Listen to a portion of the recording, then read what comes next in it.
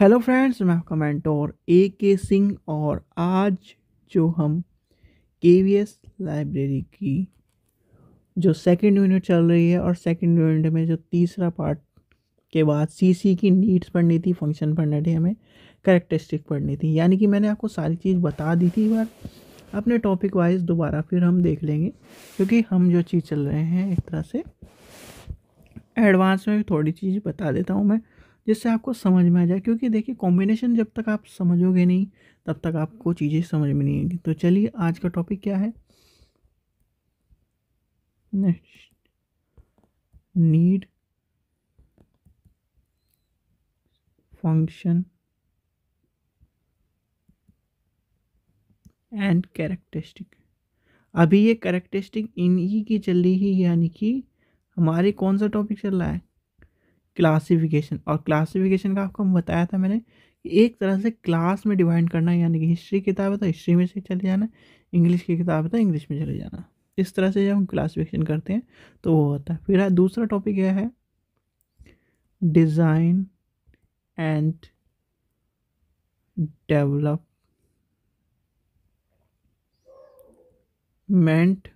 Of scheme of library classification,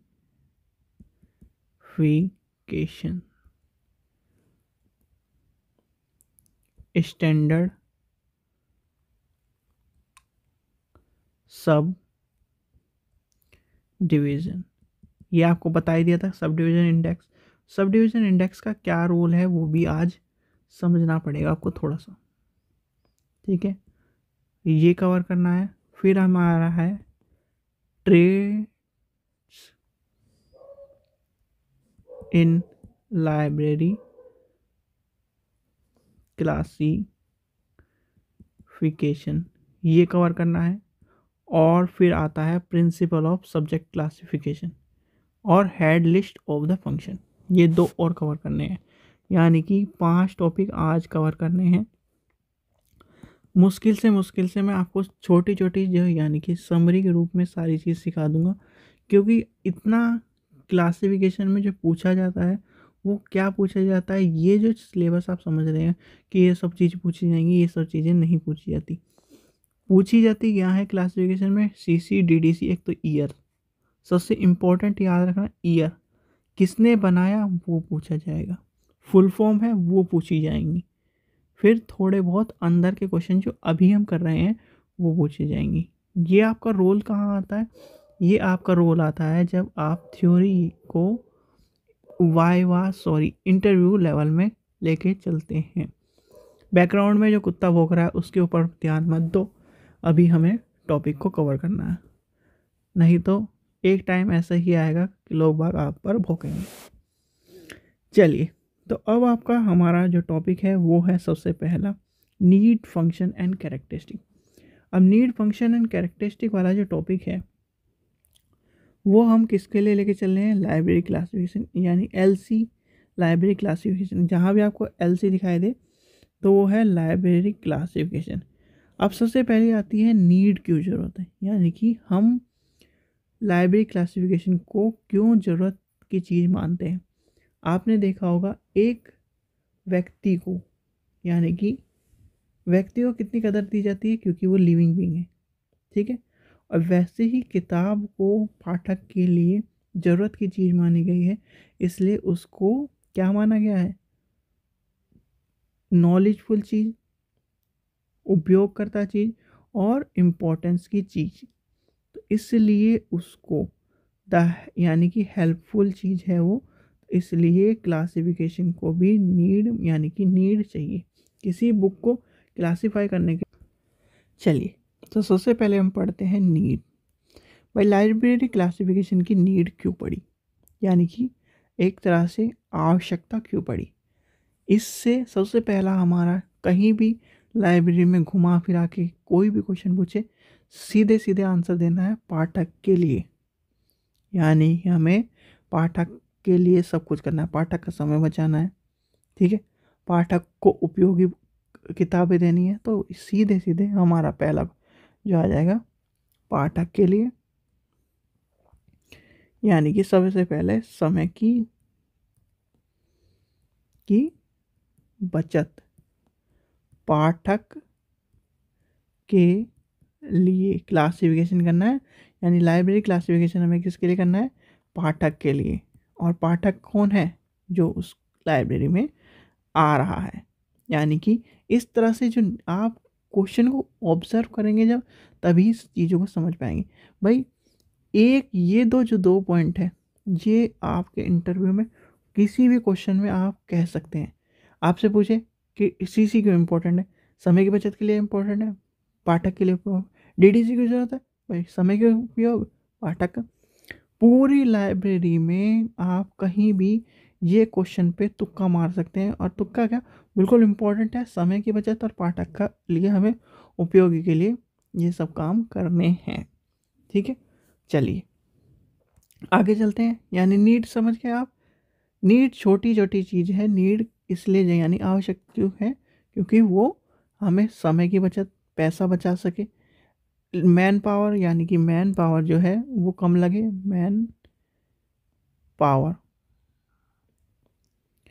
less man power, less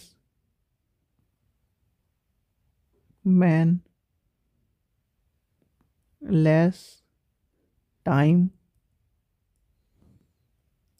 less, यानी कि less का कुछ ही कर लीजिए, आपके ऊपर है। नीड्स ये हैं। ठीक है, फिर आती है हमारी आवश्यकता हो गई।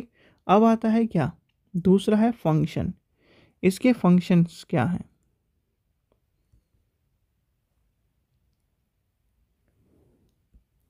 फंक्शन, तो फंक्शंस को हिंदी में क्या कहते हैं? फंक्शंस को कहते हैं एक तरह से का कार्य कहते हैं ना। हाँ, कार्य, हाँ कार्य ही कहते हैं फंक्शन को, हिंदी में कार्य कहते हैं। अब लाइब्रेरी क्लासिफिकेशन के कार्य क्या है?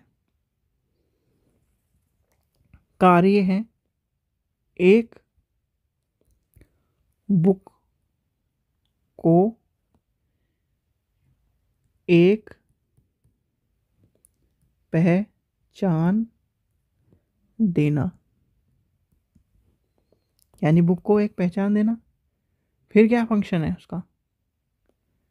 लाइब्रेरी को सही तरह से चलाने में उपयोगी। क्यों उपयोगी? जैसे अगर आप इस चीज़ को समझे तो इसमें क्या है, देखिए आप जब लाइब्रेरी क्लासिफिकेशन कर दोगे, यानी क्लासिफिकेशन कर दोगे, क्लासिफिकेशन का कार्य कर दिया आपने, तो उसमें अगर नहीं करेंगे तो इधर उधर बिखरी किताब पड़ी रहेंगी। और आपके स्टूडेंट यानी कि आपके पाठक ने मांग ली, मान लीजिए library in information science writer bye XYZ मांग ली, तो आप सारी बुक ढूंढोगे? नहीं ढूंढोगे। उसे कह दोगे मुझे नहीं पता कहाँ रखी है, ढूंढ लो जाके, ये कहोगे। तो यही कार्य यानी यही फंक्शन है लाइब्रेरी क्लासिफिकेशन के, कि जिससे हम पाठक को एकदम आसानी से बुक दे सकें। फिर फंक्शन क्या है इसका? कार्य क्या है? समय की बचत के लिए, यानी समय की बचत के लिए। धन की बचत आदि, यानी आदि। ये आप समझ गए फंक्शन यानी कार्य क्या है इसके? कार्य ये है कि लाइब्रेरी क्लासिफिकेशन के जो कार्य होते हैं, कार्य या फंक्शन कुछ भी कह लीजिए, वही है जो बुक को एक आइडेंटिटी देती है, यानी एक पहचान देते हैं कार्य उसके। और क्या करते हैं? कैटेगराइज करवाती है। यानी कैटेगराइज कैसे करते हैं? हिस्ट्री की बुक अलग, ज्योग्राफी की अलग, बायो की अलग, साइंस की, साइंस में बायो आ जाएगा, वैसे मैथ की अलग। तो इस तरह से कैटेगराइज करने में काम आता है, कार्य ये है इसकी। तो अब आता है कैरेक्टरिस्टिक। भाई कैरेक्टरिस्टिक को हिंदी में क्या कहते हैं? चलिए आज आप यही बताइए, अगर आपसे कन्फ्यूज़न वाला क्वेश्चन थोड़ा सा मैं पूछूं तो कैरेक्टरिस्टिक को हिंदी में क्या? चलिए कैरेक्टरिस्टिक को एक तरह से विशेषता कहेंगे। अब विशेषता के रूप में बताइए, LC मतलब लाइब्रेरी क्लासिफिकेशन की क्या विशेषता है? सबसे पहला हमारा रटा रटा आंसर, पाठक का समय बचता है, लाइब्रेरी के लिए उपयोगी। और किस लिए क्लासिफिकेशन किया जाता है की विशेषता क्या है? एक, पहचान किसको? बुक को। ठीक है, तो ये है कैरेक्टरिस्टिक। यानी देखिए इतना छोटे छोटे टॉपिक आपको जो थोड़ी दिक्कत देने वाले हैं, क्योंकि आप जो चीज़ें हैं, देखिए मैं किसी को भी कुछ नहीं कह रहा कि देखिए आपने भी या मैंने भी कहीं से न कहीं से लाइब्रेरी साइंस करी है।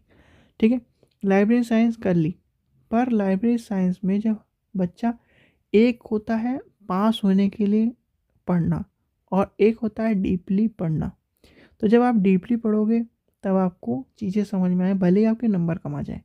और एक है आपके नंबर आ जाए, आपको कुछ ना पता हो। बहुत सारे स्टूडेंट इस तरह के हैं, उन्होंने नंबर गेन करने के लिए, चाहे वो कैसे भी गेन करे हो, वो रट के या किसी भी तरह से वो पास हो गए। पर उन्हें आज यही नहीं पता कि लाइब्रेरी क्लासिफिकेशन कितने तरह के होते हैं, किस तरह से होते हैं, PMR PEMST नहीं पता, बहुत सारी चीज़ें हैं। चलिए छोड़िए उस पर, अब आता है design and development of schemes of library classification. अब कौन सा टॉपिक है? अब है design and development of schemes of library classification. भाई लाइब्रेरी क्लासिफिकेशन में हमने जो बहुत सारी पढ़ी थी कल, वही हैं ये स्कीम्स एंड, यानी इसके डिज़ाइन एंड डेवलपमेंट के बारे में पढ़ना है। ठीक है, डिज़ाइन एंड डेवलपमेंट हमने पढ़ चुका है, पर आपको दोबारा पढ़ाऊँगा मैं, क्योंकि डिज़ाइन एंड डेवलपमेंट में वही सब चीज़ें आएंगी जो हमने पढ़ी थी। डेवलपमेंट कब हुआ, यानी कि चलिए हम मोटे मोटे तौर पर, हमें 3 पढ़ने हैं तो तीनों ही लेके चलूँगा मैं, और इधर उधर की बातें नहीं करूँगा। तो सबसे पहले लेके चलते हैं हम पुराने वाली को, यानी कि चलिए टॉपिक भी लिख देता हूँ। ये है design and DEVLOPMENT development of scheme of library classification. तो आपको कौन कौन से पढ़ने हैं? CC पढ़ना है, DDC पढ़ना है और UDC पढ़ना है। कल की क्लास में मैंने आपको बताया था भाई, DUDC ये दोनों, यानी कि ये बाप है, ये बेटा है। ठीक है, और ये इसकी वजह से आज हम लाइब्रेरी का एग्ज़ाम देने के लिए प्रिपरेशन कर रहे हैं। चलिए, तो सबसे पहले हम लेके चलते हैं DDC को ही। छोटा छोटा बताऊंगा क्योंकि ये सब चीज़ मैं बता चुका हूँ, आप पुरानी वीडियो देखिए। सबसे पहला क्या आया? 1876 में आया, 44 पन्नों का था, 12 पृष्ठ अनुसूचियाँ थी। ठीक है, पृष्ठ अनुसूचियाँ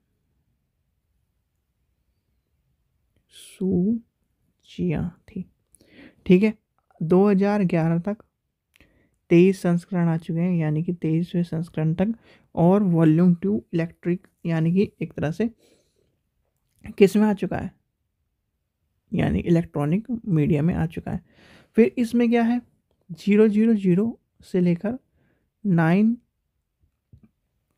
यहाँ तक है, इसके बीच के नंबर है, और हर 3 के बाद डॉट लगता है, जैसे कि ये है ये नंबर, ये फिर इस तरह। चलिए एक नंबर ही बना देते हैं पूरा पूरा हम। अब आपको ये तो पता होगा कि इस तरह लिखे जाते हैं, 142.421 स्पेस देंगे थोड़ा सा, 411 स्पेस 421, ये आपका नंबर है। ठीक है, इस तरह से बनता है। अब ये मत कर देना कभी भी, आप ध्यान रखना, यहाँ पर जैसे ये है नंबर, पॉइंट के बाद 421, यानी ये चिपके मिल जाएंगे, पर इसके जो तीसरा नंबर है यहाँ पर गैप रखना है, यानी कि 1 का गैप रख के इस तरह से, फिर 1 का गैप रख के इस तरह से, यानी कि अगर डैश लेके चले 1 2 3, यानी कि 142 पॉइंट लगा दिया हमने, हर 3 के बाद पॉइंट लगे, मतलब पहले 3 जो अंक है उसके बाद हर बार पॉइंट लगे, 421 यानी कि ये हो गया। फिर एक ये जो ये गैप है ये खाली कर दिया हमने, 111, नेक्स्ट नेक्स्ट नेक्स्ट, फिर एक खाली कर दिया, एक, इस तरह से नंबर डालते हैं, याद रखना आप से जब भी पूछा जाएगा। ठीक है, ये आ गया सब कैटेगरी के। याद चलिए सब कैटेगरी के अगर लेके चलें, सब कैटेगरी पढ़नी है, इसकी सब कैटेगरी स्टैंडर्ड, सब कैटेगरी इंडेक्स पढ़ना है, तो सब कैटेगरी भी यहीं बता देता हूँ क्योंकि आपको जो चीज़ें हैं वो कन्फ्यूज़न ना हो। देखिए ये आपने पढ़ लिया।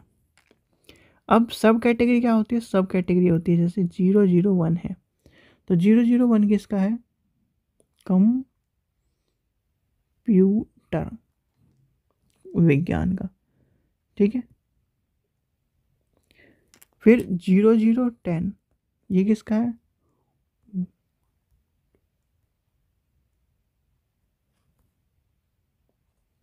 सूची।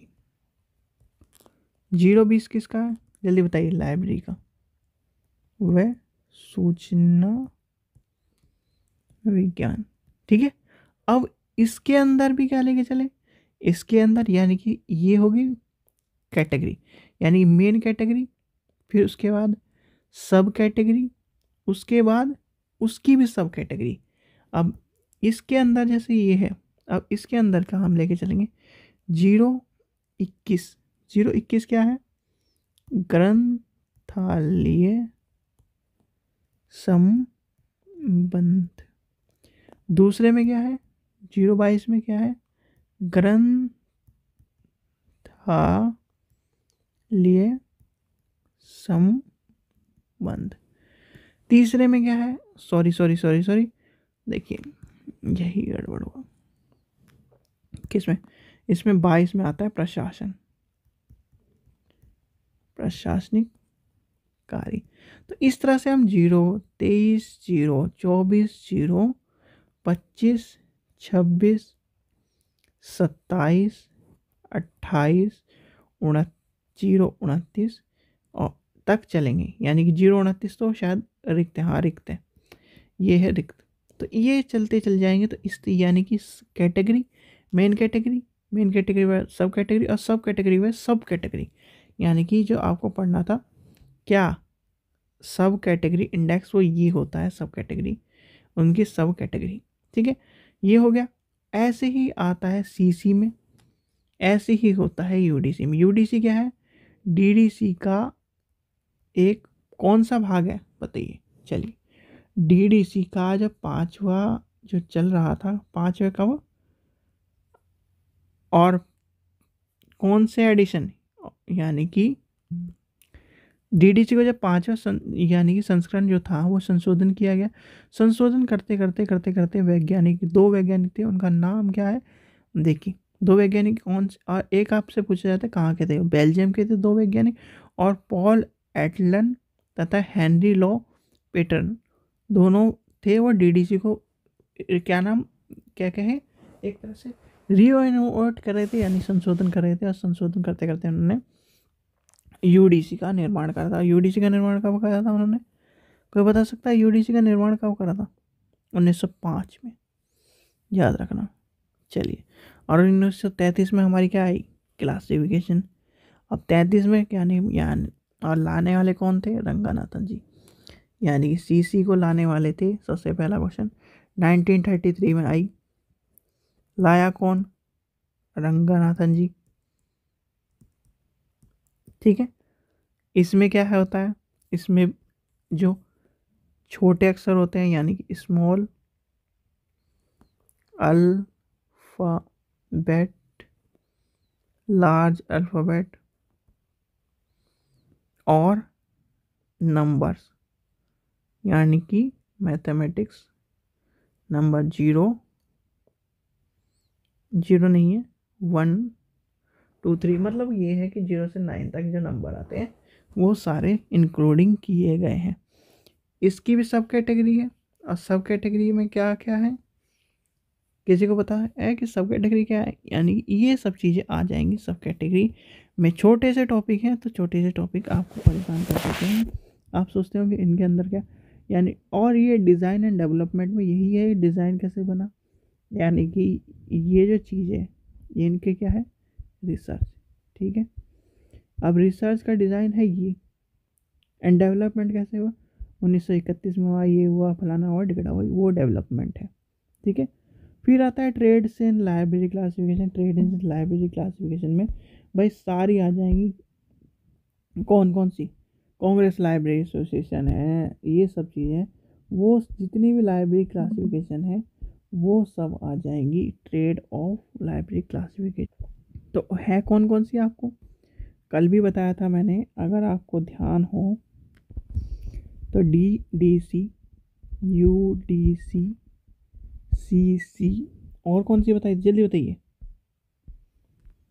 देखिए LCC ये बताई थी, और स्पेशल क्लासिफिकेशन स्कीम में कौन कौन सी बताई थी, British cataloguing of music classification ये बताया था, NLM बताया होगा, और देखिए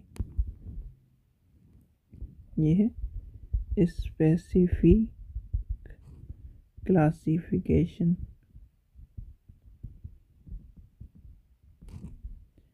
स्कीम्स। अब इसमें कौन कौन सी है, ब्रिटिश कैटलॉग्स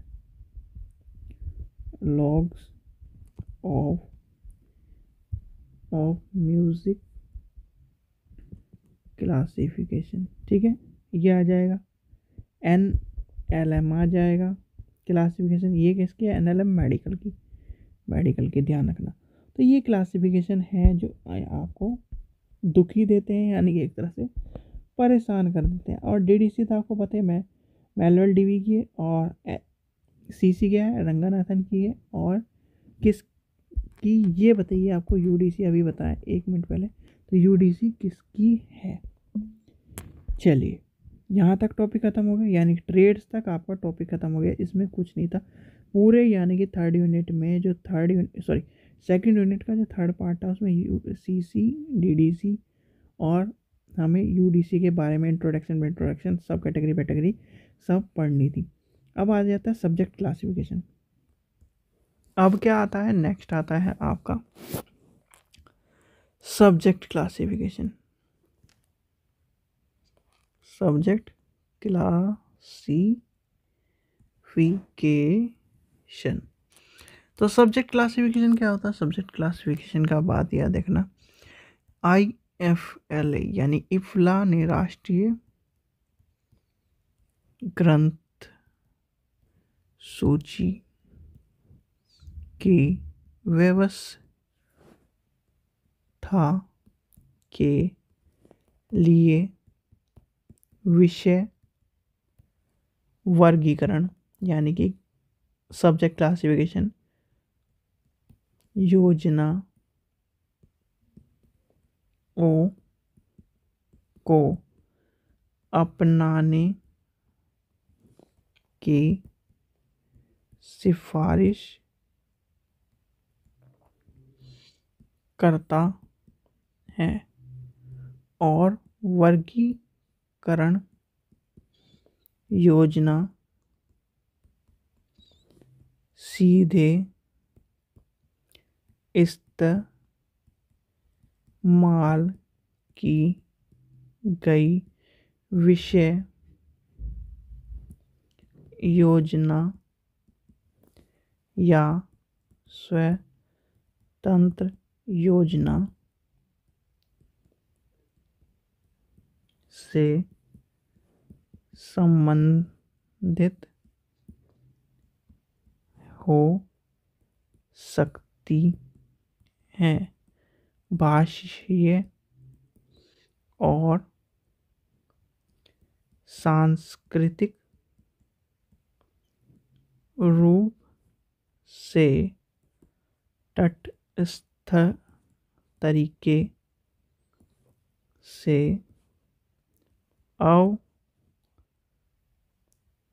अवधारणाओं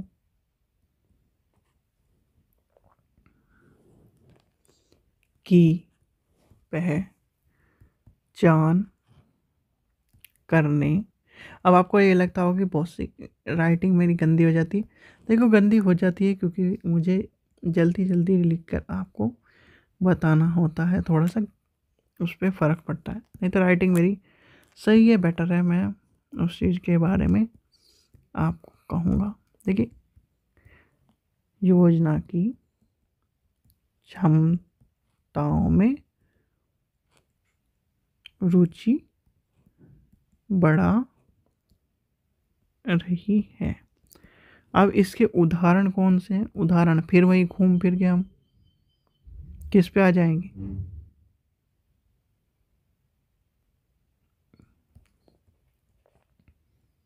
सबसे बताइए, एल से क्या था, जल्दी बताइए। LCC, DDC, UDC, CC, ये। अब DDC कितने हैं?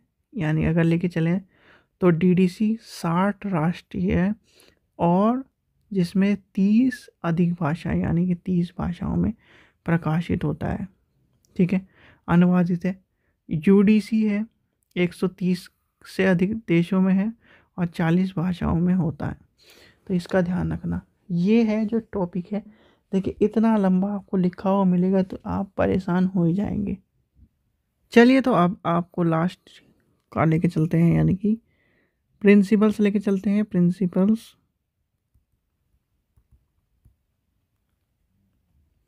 Of subject classification. ठीक है, ये है। सबसे पहला प्रिंसिपल क्या है, यानी सिद्धांत क्या है इसके?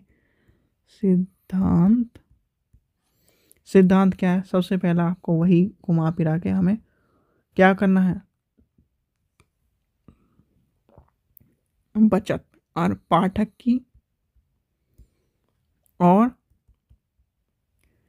समय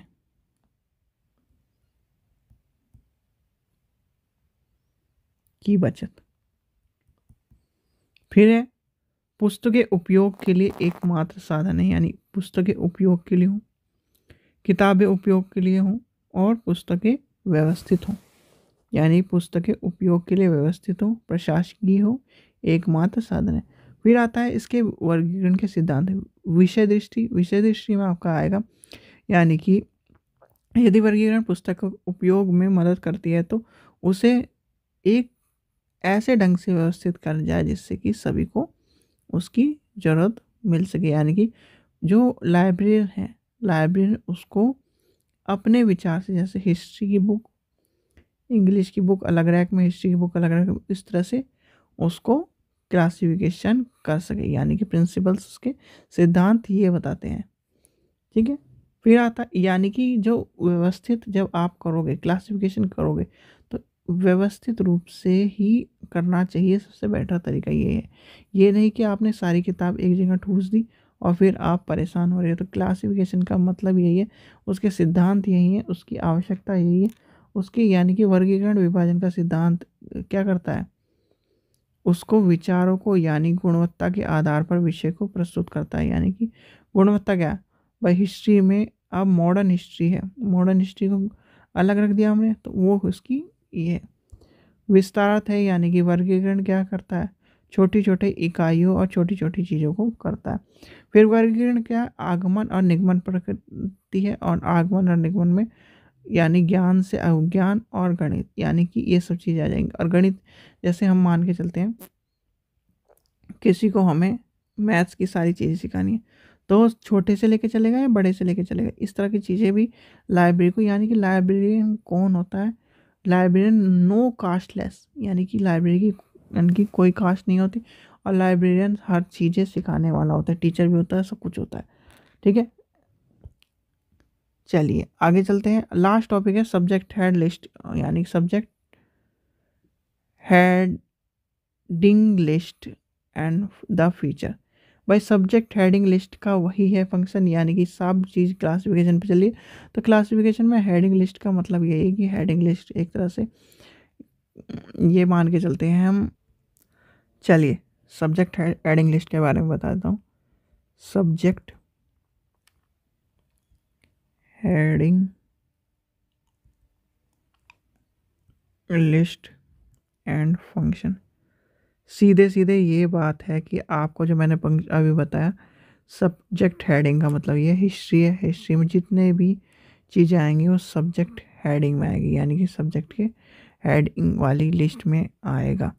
और उसके फंक्शन क्या है, एक सब कैटेगरी प्रदान करने का काम करती है, वही सब चीज़ें समय बचाने का काम करती है, बिब्लोग्राफिक रो का काम करती है, और ये सब चीज़ें आ जाएंगी। यानी subject heading list contact to perform, यानी कि एक तरह से एक्सेस यानी कंट्रोल पूरा किसका है, मेन का, और मेन में यानी कि सब्जेक्ट हेडिंग्स आ जाएंगी। ठीक है, ये जो टॉपिक था यानी कि छोटा टॉपिक है, और एक तरह से और मान लीजिए ये क्या करता है, सब्जेक्ट हेडिंग क्या करता है, a subject heading list is a standard list of the term to be use the subject heading. यानी कि और वो क्या करता है, नॉलेज प्रोवाइड करता है सब्जेक्ट की है, यानी सब्जेक्ट की। फिर उसके काम क्या होते हैं, वो होता है एक नोट, एक्सप्लेनेशन होता है, रेफरेंस मेड होता है, इंक्लूडिंग होता है, सब्जेक्ट एरिया होता है, यानी सब्जेक्ट के एरिया में सब चीज़ें होती हैं। और उसके फंक्शन क्या है, फंक्शन ये है कि वो मान लीजिए आपकी ज़रूरतों को, यानी कि एक मेन है, मेन में से अगर सब्जेक्ट का मेन हमें पता है और मेन के अंदर सब कैटेगरी टाइप का है, वही सब कैटेगरी टाइप का सब्जेक्ट हेडिंग का काम करते हैं। यानी कि सब्जेक्ट हेडिंग फिर मेन और ईजियर टू, यानी कि अब बुक को ढूंढने में आसानी होगी, बुक को ढूंढने में आसानी होगी, बुक को ढूंढने में आसानी हो गई, फिर उसका पाठक का समय बच गया, ये सब चीज़ें आ जाती हैं। यानी कि घूम फिर के हमें बचाना है पाठक का समय और उसकी उपयोगिता, यानी कि उसे किताब थमानी है हाथ में। ठीक है, चलिए, आपको जो चीज़ समझ में ना आती हो पूछ लीजिए, क्योंकि ये सारे इंटरकनेक्टेड टॉपिक हैं, इंटरकनेक्टेड टॉपिक। और आपकी जो ये वाली यूनिट थी वो कवर हो गई है। अब कल आपकी थर्ड यूनिट होगी। थर्ड यूनिट में भाई 7-8 टॉपिक हैं, इसमें 8 टॉपिक है, तो 8 टॉपिक में आपके सारे के सारे कल कवर हो जाएगी, यानी कल आपकी थर्ड यूनिट कवर हो जाएगी। ठीक है, आप जो परेशान हो रहे हैं वो परेशान ना हो। आपको मैंने पहले भी कहा है कि थ्योरी क्लास के साथ साथ जो मैराथन चलती जा रही है क्वेश्चन वाली उन मैराथन को देखिए, क्योंकि क्वेश्चन कभी भी चेंज नहीं होगा लाइब्रेरी साइंस में। एक बार जो क्वेश्चन बन गया सो बन गया, वही चले आ रहे हैं और वही रहेंगे। ठीक है, जब आपको कोई चीज़ ऐड होगी तभी वो आएगा। चलिए, आशा करता हूँ आपको वीडियो पसंद आई। वीडियो पसंद आए तो लाइक करें, चैनल को सब्सक्राइब करें, वीडियो को ज़्यादा से ज़्यादा शेयर करें, जिससे सभी को इसका लाभ मिले और हमें आपके साथ पढ़ने के, यानी कि आपको पढ़ाने में मज़ा आए। ठीक है, और एक चीज़ और, हम लाइब्रेरियंस हैं, हमें एक यूनिटी में लेके चलना पड़ेगा, और अगर यूनिटी में नहीं रहेंगे तो कोई भी हमें वही एक तरह से कास्टलेस की जगह हमें कास्ट से ही वार कर देगा। तो हमें जुड़कर रहना है, यूनिटी बनानी है, और यूनिटी बनाने के लिए क्या करना है, अपने एक दूसरे का साथ देना है। ठीक है बच्चों, चलिए, थैंक यू।